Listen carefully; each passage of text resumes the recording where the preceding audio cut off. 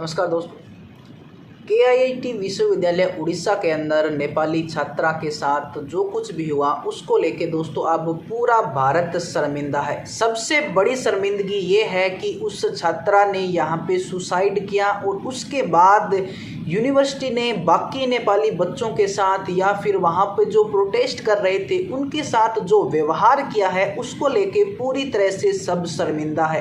और दोस्तों सबसे अच्छी बात अब ये है कि नेपाली लोगों के अलावा इंडिया के जो लोग हैं, इंडिया की जो मीडिया है वो भी अब नेपाल के साथ खड़ी है, उन बच्चों के साथ खड़ी है जहाँ पे वो प्रोटेस्ट चल रहा है, उस बच्ची के साथ खड़ी है जिसने मजबूरन वहाँ पे सुसाइड किया। और सबसे बड़ी बात दोस्तों, जो ग्रैंड मास्टर शिफू जी है उन्होंने बहुत ही बड़ा बयान दिया है और उन्होंने जो वीडियो क्लिप डाली है उस नेपाली बच्ची के पक्ष में, और वहाँ पे जो बच्चे अभी भी प्रोटेस्ट कर रहे हैं, शिफू जी ने ऐसा कहा है कि मैं उनके पूरी तरह से साथ में खड़ा हूँ। जो कोई अगर मेरी हेल्प उनको चाहिए तो वो मुझे बता सकते हैं, और उनके प्रोटेस्ट में और इस मामले की जांच के लिए हम पूरी तरह से उन बच्चों के साथ खड़े हैं, नेपाल के साथ खड़े हैं। तो सबसे पहले दोस्तों हम वो क्लिप देख लेते हैं कि ग्रैंड मास्टर शिफू जी ने क्या कहा है और किस प्रकार वो यहाँ पे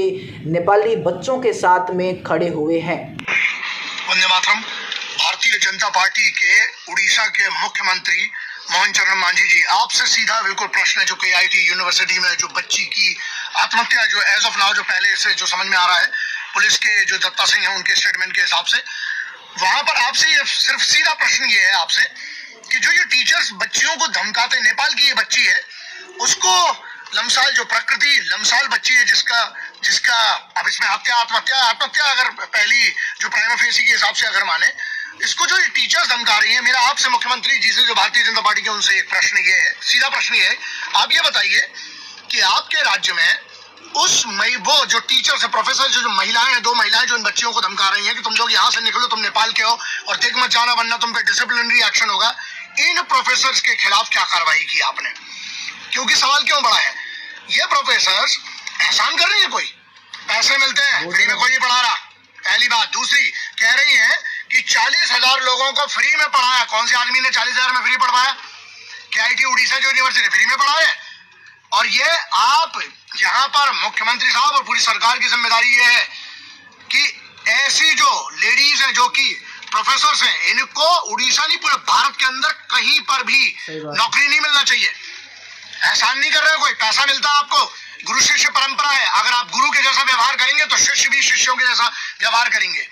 लेकिन आप चंडाल बनोगे तो फिर बच्चों से क्या आशा करते हो? उसके बाद बच्चे बेचारे, वो बच्चियां वहां पर बैठी हैं, 20 लड़कियां वो सुन रही हैं। यहाँ पर आद्विक श्रीवास्तव करके एक लौंडा है, आद्विक श्रीवास्तव, जिसके इसका एक्स बॉयफ्रेंड था, ऐसा की रिपोर्ट्स बता रही है, और वो उसने इसको इतना परेशान कर दिया। मेंटल हरासमेंट के खिलाफ क्यों नहीं क्लियर कट कानून की गाइडलाइन के हिसाब से इनको सजा, सबसे कठिन से कठिन सजा दी जाती है।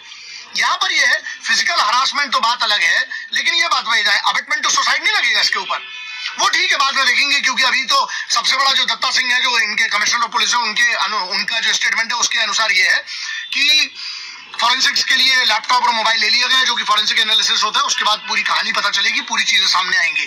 बच्चों, जो उस यूनिवर्सिटी के बच्चे हैं, जो नेपाल के हैं, भारत के, इन सब ने मिलके, हाँ मैं कोई भी वायलेंट प्रोटेस्ट का कभी समर्थन नहीं करता हूं, लेकिन जो पीसफुल प्रोटेस्ट हो रही है मैं आपके साथ हूं। आप कानून को अपने हाथ में मत लीजिएगा, और इसके जो भी हम पूरा प्रयास करेंगे मैं आपके साथ हूं, जहां तक इस लड़ाई को ले जाना पड़े। बात यहाँ पर ये नहीं है, एक नेपाल से बच्ची आती है, अपमान कर रहे हो गोरखों का, यार कैसा करते हो यार, हमारे मित्र देश है, हमारे साथ के लोग हैं, वो बच्चे वहां से पढ़ने आते हैं, यहाँ पर इस भरोसे पे आते हैं, उस बाप के बारे में सोचा?